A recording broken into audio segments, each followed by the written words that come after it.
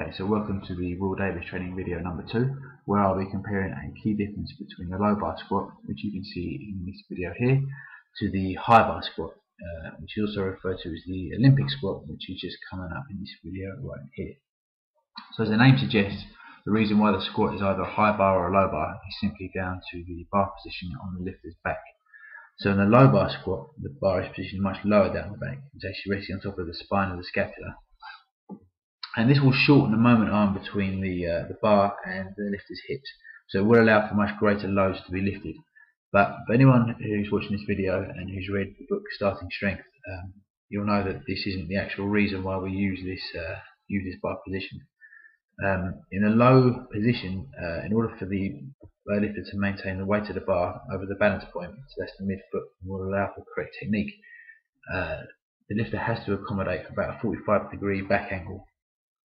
And as you can see right in the bottom portion of the lift, just about here, it'll put a great stretch on the hip extensors.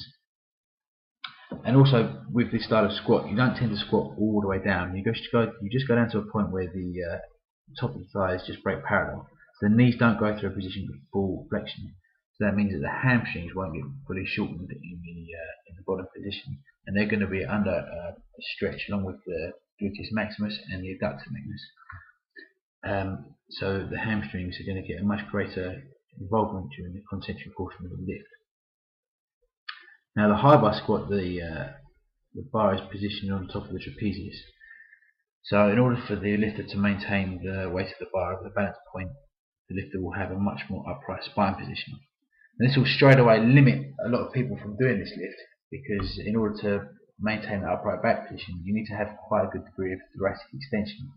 So for anyone who's stuck behind a desk all day at work and is stuck in that spinal flexion position, they're going to struggle to perform this lift correctly just simply because they lack adequate spinal mobility.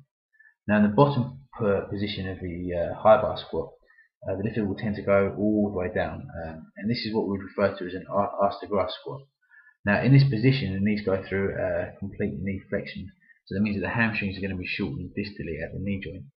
And since they're shortened at the knee joint, it means their involvement during the concentric portion of the lift will be somewhat smaller than the low bar squat. However, the quadriceps are going to be under a greater deal of stretch because of the greater degree of knee flexion. So that makes the high bar squat much more suitable for increasing the recruitment and involvement of the quadriceps muscles, and the low bar squat much more superior at recruiting the posterior chain muscles. And also because of the greater loads that can be lifted in the low bar squat, it makes it a much more superior lift for increasing maximal strength.